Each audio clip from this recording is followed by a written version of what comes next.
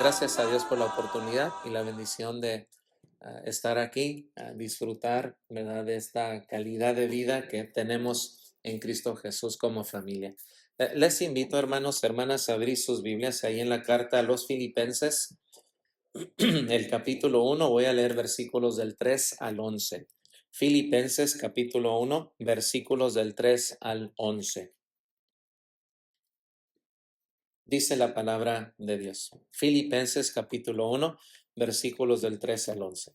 Doy gracias a mi Dios siempre que me acuerdo de vosotros, siempre en todas mis oraciones rogando con gozo por todos vosotros, por vuestra comunión en el Evangelio, desde el primer día hasta ahora, estando persuadido de esto, que el que comenzó en vosotros la buena obra, la perfeccionará hasta el día de Jesucristo.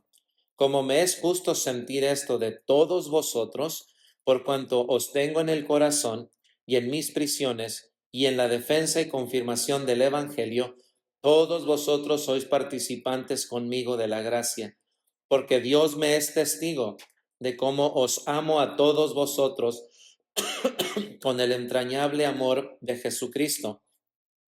Y esto pido en oración, que vuestro amor abunde aún más y más en ciencia y en todo conocimiento, para que aprobéis lo mejor, a fin de que seáis sinceros e irreprensibles para el día de Cristo, llenos de frutos de justicia, que son por medio de Jesucristo, para gloria y alabanza de Dios. Palabra de Dios.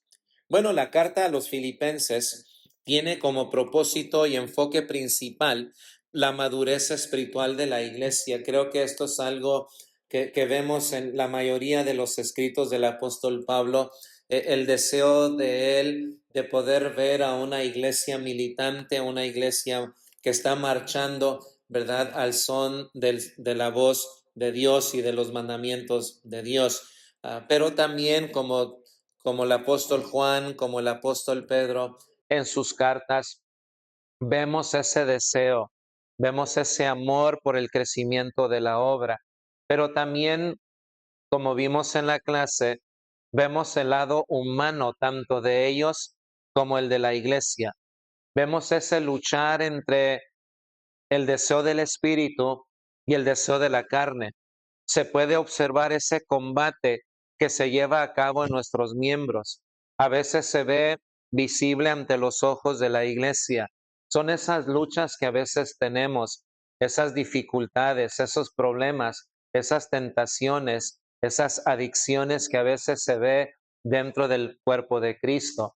Los apóstoles están conscientes, ya que ellos también tuvieron estas luchas, tuvieron estas dificultades, estos retos que se les presentaron en el ministerio de Cristo cuando ellos caminaban con él. Pero también observaron que aun a pesar de sus luchas y sus dificultades, sus retos, a veces el desánimo que tomaba posesión de sus emociones, de sus sentimientos, y hablaban desde una perspectiva desanimada, hablaban desde el enojo, desde la ira, desde el resentimiento. O sea, ellos también observaron en Jesús que nunca los dejó, nunca los abandonó, nunca los cambió, nunca pidió otros y despidió a estos, sino como dice la Biblia, Jesús los amó y los amó hasta el final. Nunca dejó de trabajar en ellos. Ahora, cuando vemos al apóstol Pablo y en sus escritos específicamente, vemos algo similar.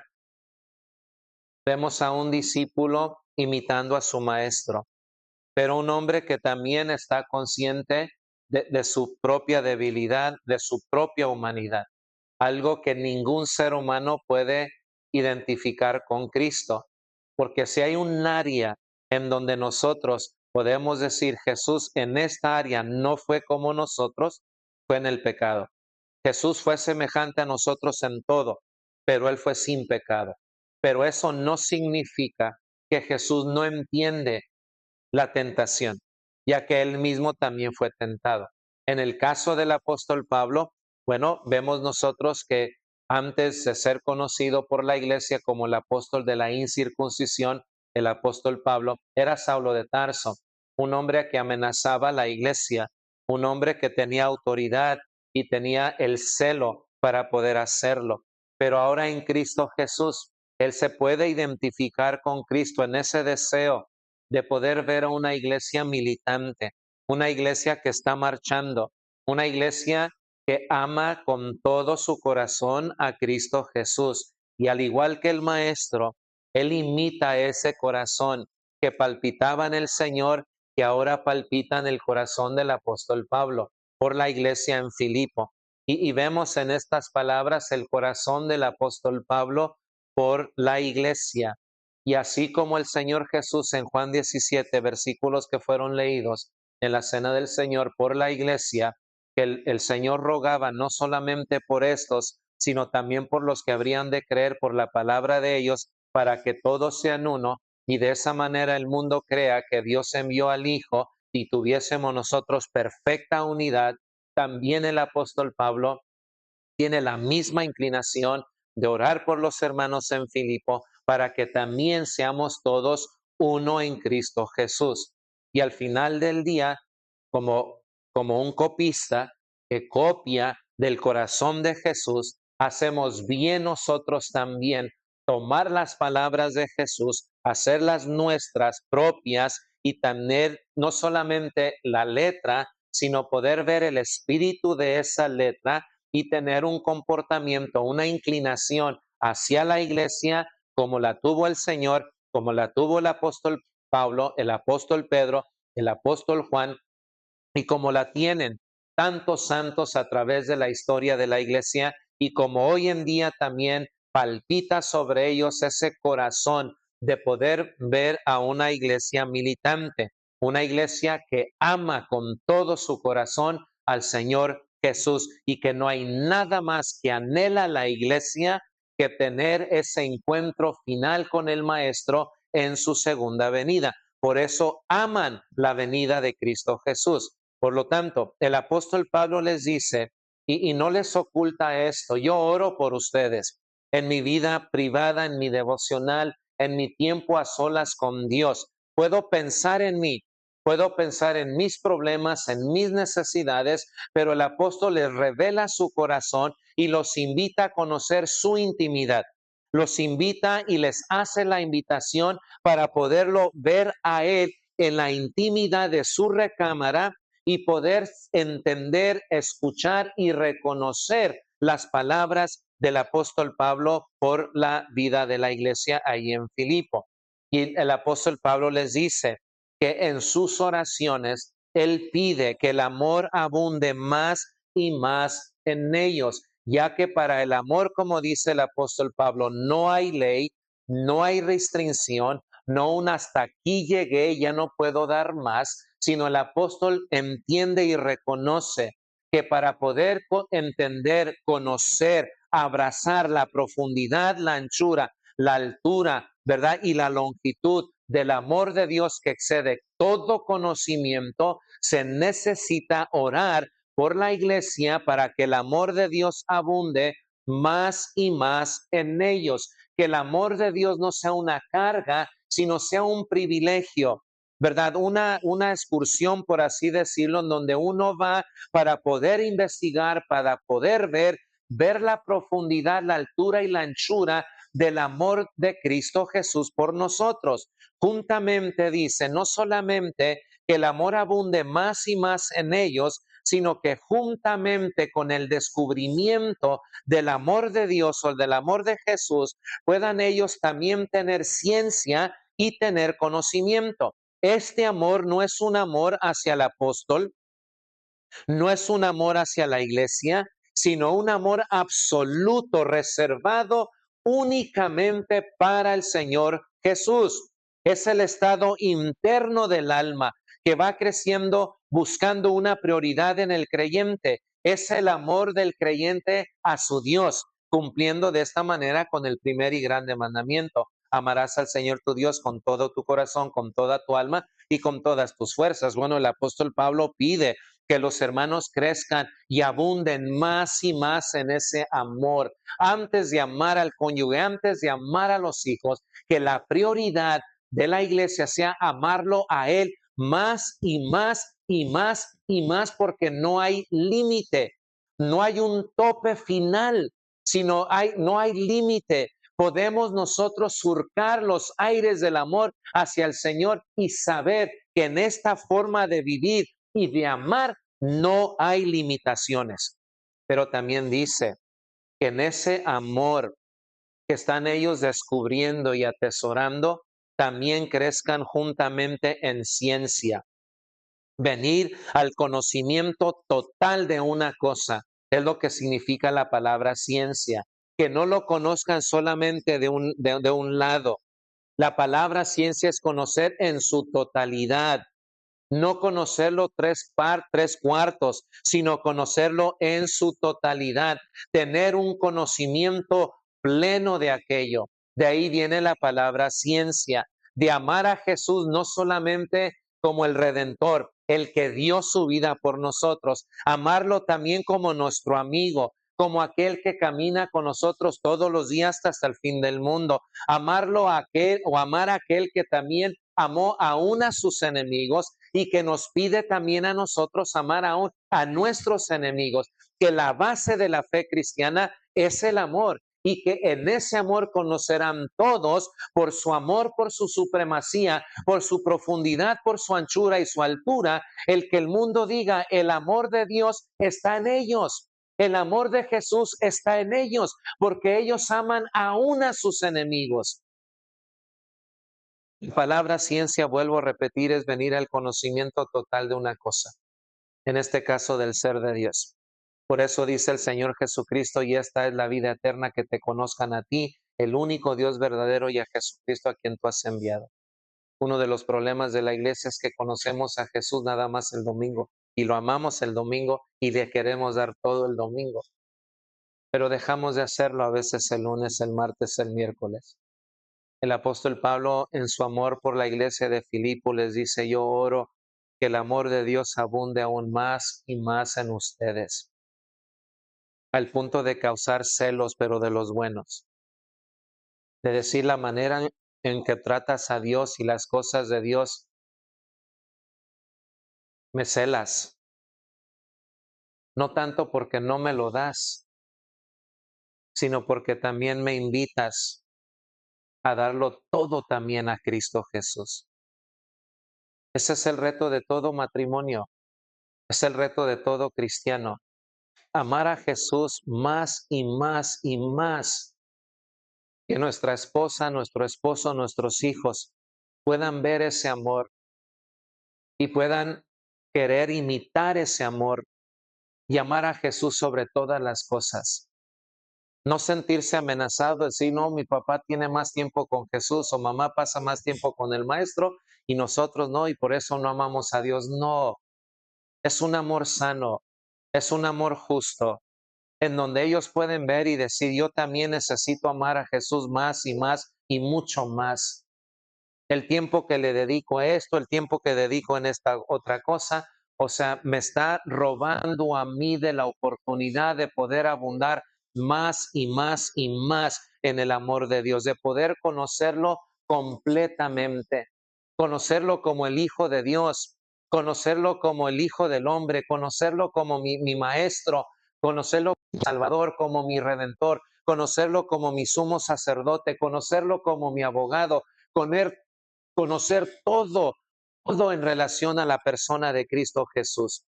Pero también pide conocimiento, que es discernimiento y percepción, es tener sagacidad espiritual, tener visión, tener iluminación, poder ver más allá que cualquier persona normal, común en la vida, tener esa percepción, que el conocimiento, la ciencia y el amor me da conocimiento, me da percepción. ¿Para qué?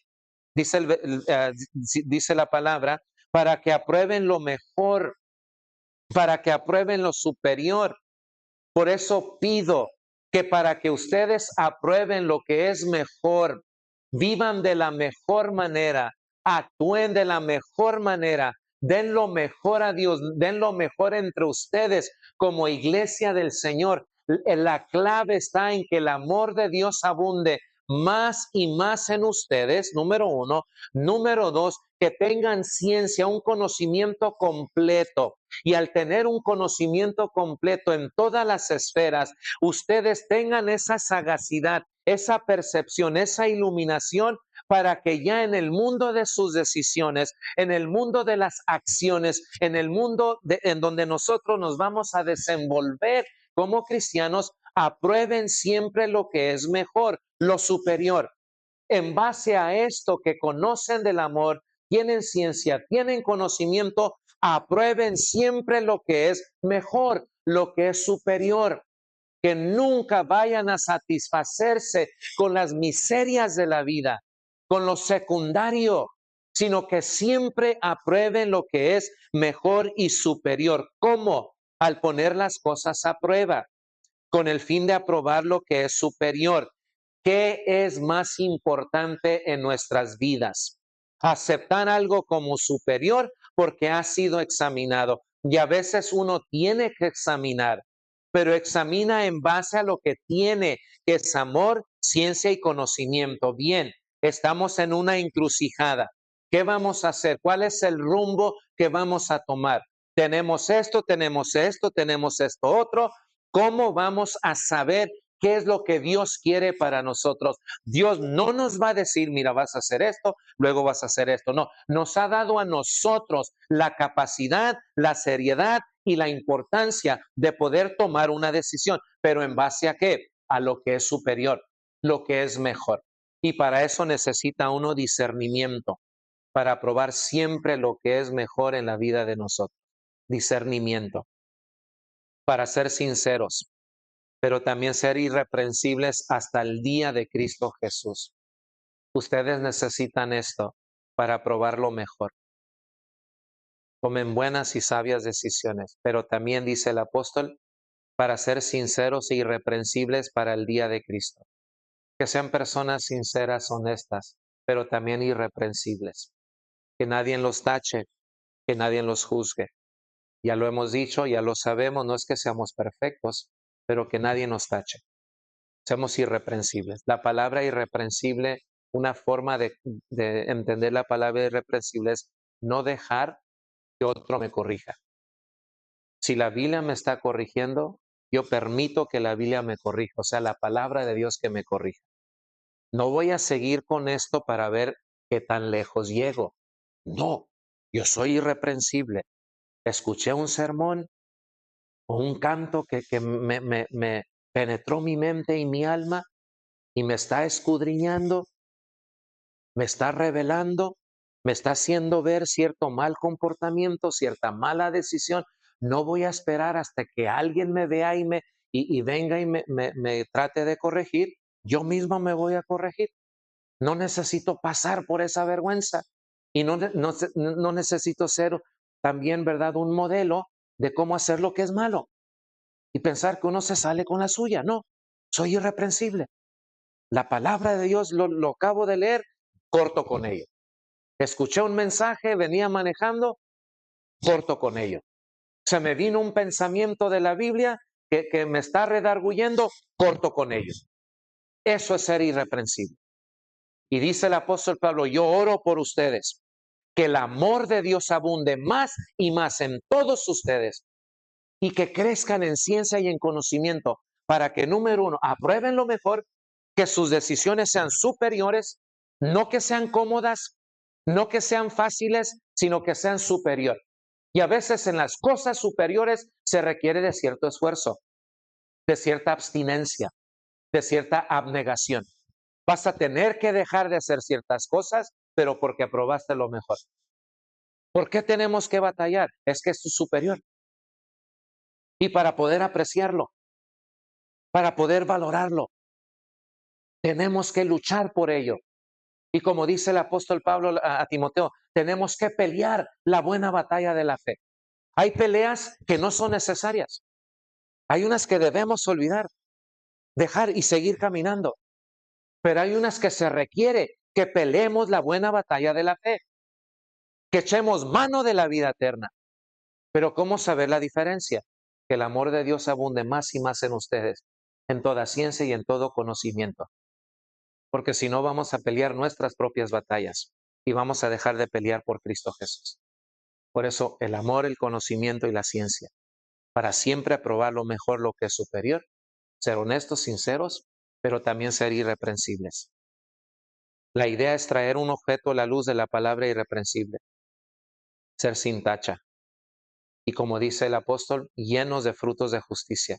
Vivir vidas de rectitud, haciendo lo que es correcto ante Dios para honra y gloria de Dios y únicamente de Dios. Eso pide el apóstol Pablo por la iglesia ahí en Filipo.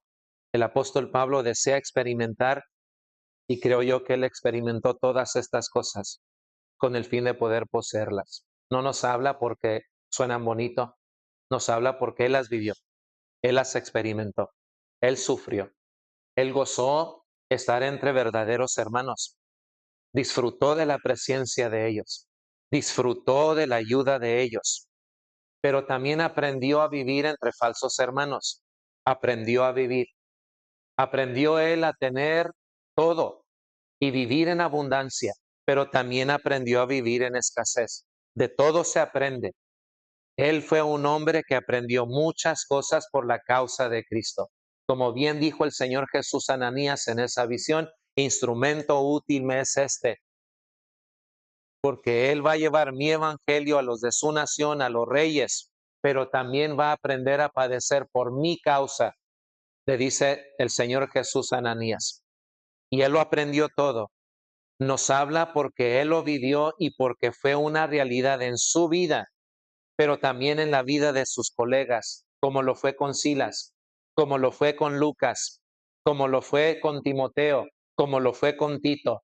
Él habla de experiencia propia, pero también habla de una experiencia que él mismo vio en otros. Él habla de dos hermanas que combatieron con él en el Evangelio. Él también presenta eso como una realidad en su vida. Él habla de un Demas que estuvo con él por un tiempo y luego lo desamparó, siguiendo la corriente de este mundo. Él habla de personas que aman la iglesia, pero habló de Diótrefes, de hermanos que se oponían, que no querían que la iglesia tuviese comunión, que siempre estaban en contra de todo. Habló también de esos hermanos. Habló de personas que aman a Dios, como de personas que no aman a Cristo Jesús. Por eso dice el apóstol Pablo, el que no ama al Señor sea anatema, sea maldito. Él viene desde una vida vivida con la iglesia. Por eso, si él experimentó y vio los resultados de pelear la buena batalla, de correr, de caminar, bueno, más bien correr, ¿no? De pelear, de guardar y de sostenerse. Y como él mismo dijo, por lo demás me espera la corona de justicia. Si él lo vivió y él sabe que es alcanzable, por eso él ora también por la iglesia, de que tú y yo también podamos poseer, llegando a ser como nuestro maestro. El apóstol deseaba tener la seguridad existencialmente por experiencia propia. Por eso hay tres cosas que quiero compartir con ustedes para finalizar del deseo del apóstol de ver una iglesia vibrante, una iglesia animada, una iglesia que ama, pero también una iglesia que lucha, una iglesia que batalla, una iglesia que sufre, una iglesia que a veces tiene bancarrota, una iglesia que va a tener gozo y éxito. Esa es la vida cristiana. Hay tres cosas. Número uno, al considerar la madurez espiritual y la oración del apóstol por la iglesia y la meta final de cada creyente y de manera individual, porque él no, si habla a la iglesia, pero también espera que cada uno tome lo suyo individualmente hablando, quiero compartir tres asuntos que envuelven el proceso de madurez. Número uno, requiere tiempo. Una de las cosas que el apóstol Pablo entiende es que el crecimiento requiere tiempo. No viene de la noche a la mañana. Aprender algo toma tiempo.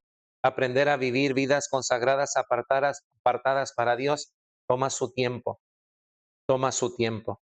Así como la sabiduría que se va adquiriendo, también la madurez toma su tiempo.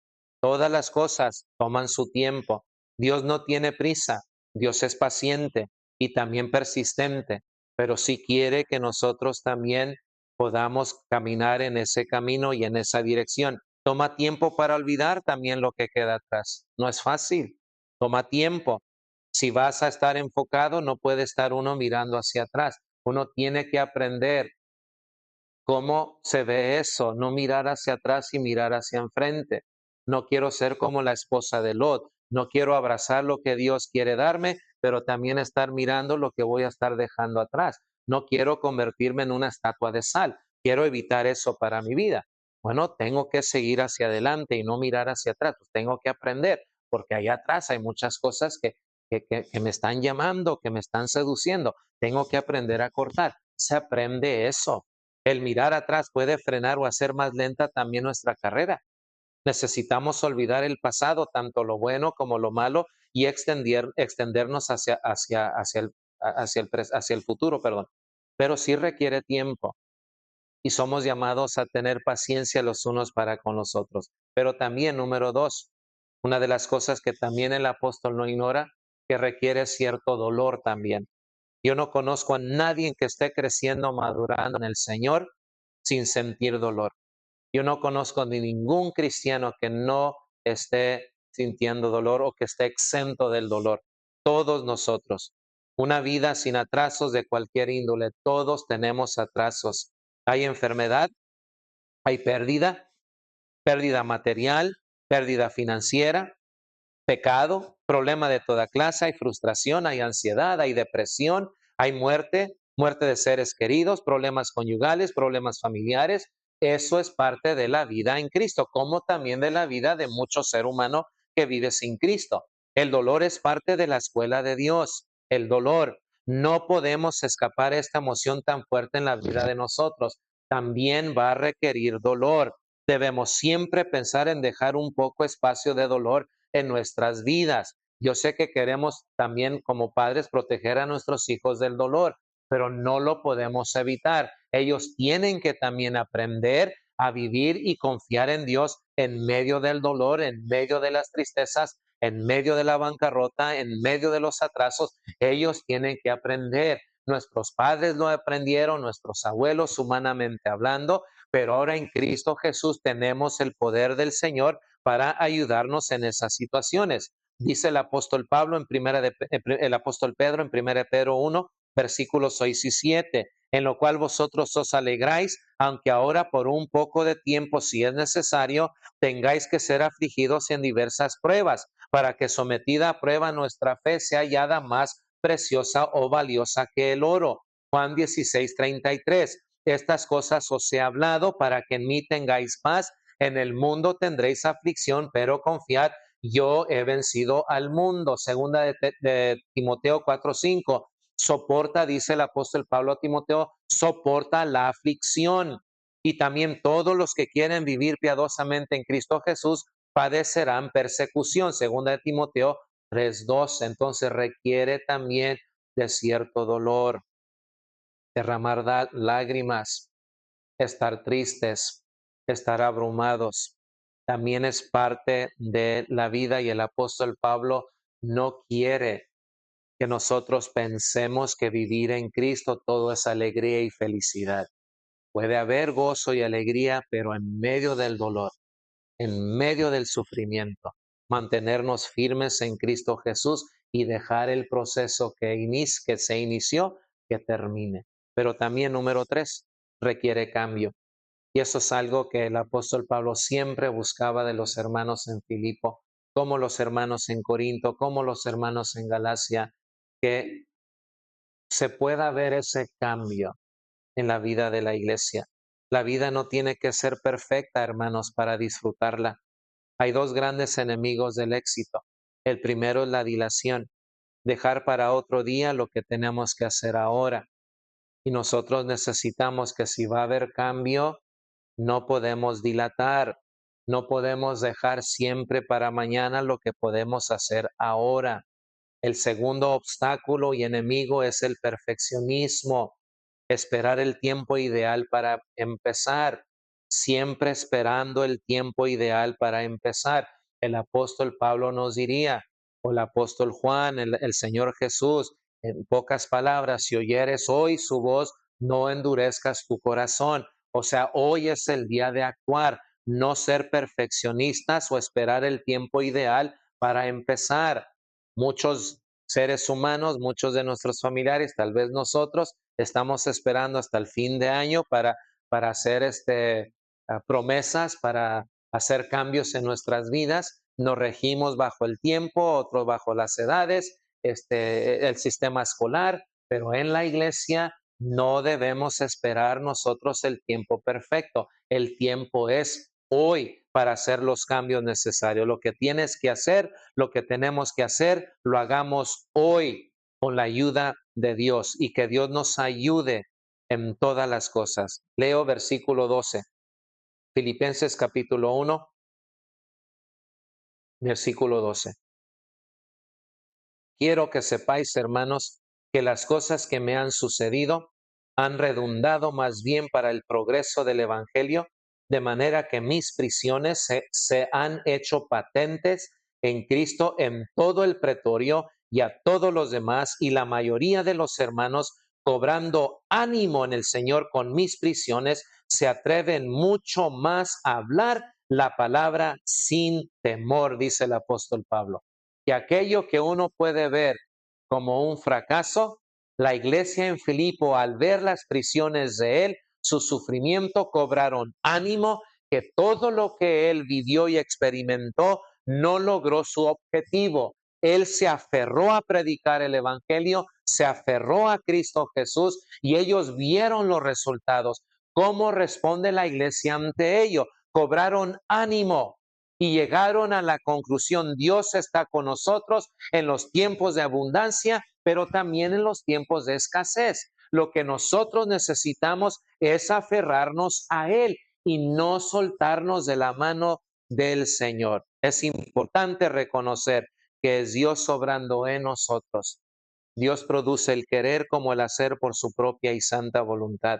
Nos va guiando mediante el Espíritu Santo en este camino, enderezando nuestras veredas y volviendo nuestros pasos cuando nos desviamos del camino. Y tenemos a hombres y mujeres que oran también por la iglesia. Y quiero invitarles en esta mañana a que podamos nosotros tener esta actitud del apóstol Pablo, en donde oras por ti mismo, pero ora también por la iglesia, para que nuestro amor se profundice más y más en Cristo, que tengamos ciencia, tengamos conocimiento para probar siempre lo que es mejor. Al terminar el servicio, hay decisiones que tenemos que tomar.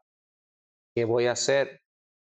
Esto suena bien también, pero hay algo que es superior. El día de mañana va a suceder lo mismo. Como siempre tomar mejores y buenas y superiores decisiones con ciencia, con conocimiento y con amor.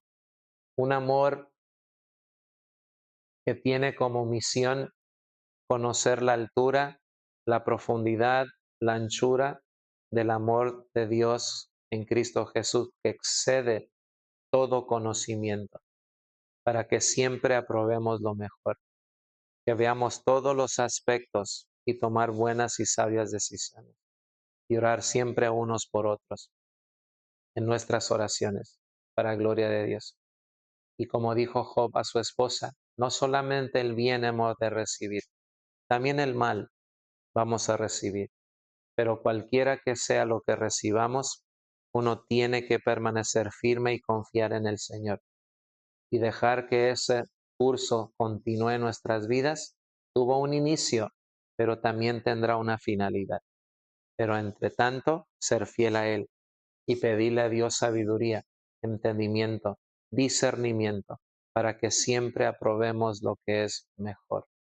Dios nos bendiga, Dios nos guarde, Dios nos sostenga en todo nuestro caminar cristiano y que aprendamos a tomar las mejores decisiones y poder amar a Cristo y que no sea una carga para nosotros conocer más acerca de Jesús. Vamos a estar de pie.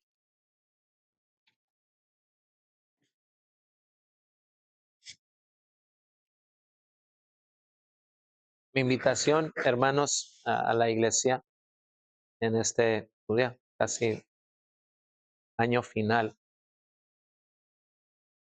Y como dije en la clase, así como el apóstol Pablo tomó del Señor Jesús, yo quiero tomar del apóstol Pablo, quien tomó del Señor Jesús, y acordarme siempre de ustedes en todas mis oraciones para que el amor de Dios abunde más y más en ustedes. Nos conviene a todos conocer esa altura, esa anchura y esa profundidad para probar lo mejor. Cuando tú apruebas lo mejor, yo sé y todos vamos a saber que cuando tú apruebas lo superior, es porque Dios te ha concedido conocimiento, ciencia y amor. Y lo mejor siempre es para glorificarlo a Él. Y tú sabes que es tomar una decisión superior cuando se trata en situaciones, ¿verdad? Con nuestras familias. A veces hay invitaciones que uno tiene, pero algo surgió. Y a veces uno dice, ¿qué hago? Decide por lo mejor. Si esto es mejor, hazlo. Y en la vida cristiana siempre somos llamados también a tomar decisiones, a probar siempre lo que es mejor.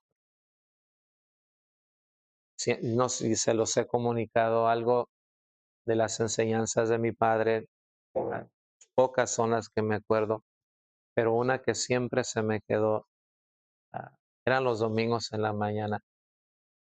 Viniese familia desde muy lejos para visitarnos. Llegaban el sábado, se quedaban para el domingo porque se regresaban el domingo en la noche porque tenían que trabajar el lunes. Yo me molestaba, no tienen idea cómo me molestaba con él, porque el domingo en vez de quedarnos, nos llevaba a la iglesia.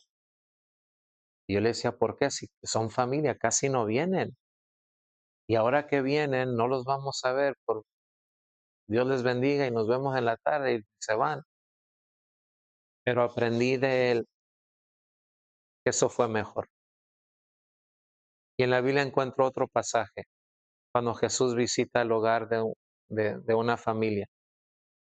Una mujer decidió hacer de comer, que no hay nada de malo en eso, fue su forma de amar, hacer de comer, porque eso era costumbre.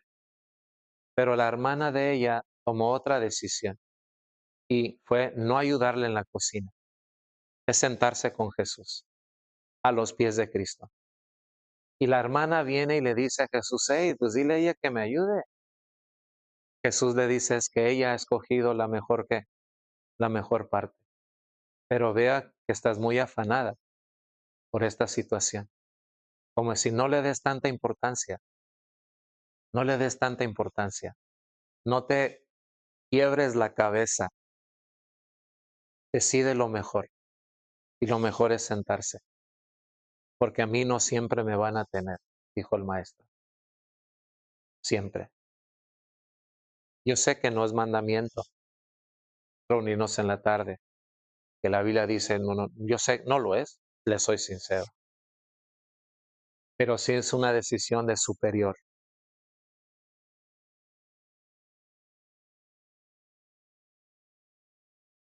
Es fácil. La decisión es fácil. Cuando el amor de Dios abunda en nosotros, cuando hay ciencia y hay conocimiento, me es fácil. ¿Por qué? Porque el Señor puede venir en cualquier momento. Porque ahí está mi familia. ¿Qué están haciendo? Glorificando al Todopoderoso. Dijo el salmista, yo me gozo con los que me dicen a la casa de Jehová iremos. Estoy haciendo algo, pero yo me gozo en esto. No, pues que vamos a evangelizar, por ejemplo. No, pues que ya tengo un compromiso, que a veces son mentiras. No, yo me gozo en eso. El apóstol Pablo ve una iglesia tibia, difícil, pero dice, yo sé cómo. Doblar rodilla, ponerlos en las manos de Dios, porque Dios produce el querer como el hacer. Y Dios ha comenzado una muy buena obra en tu vida, y yo sé que Dios la va a perfeccionar. Entonces hay que ser paciente. Sé paciente conmigo, Yo voy a ser paciente con ustedes, pero Dios comenzó algo en tu vida y Dios la va a terminar. Amén, hermanos. Gracias a Dios por eso.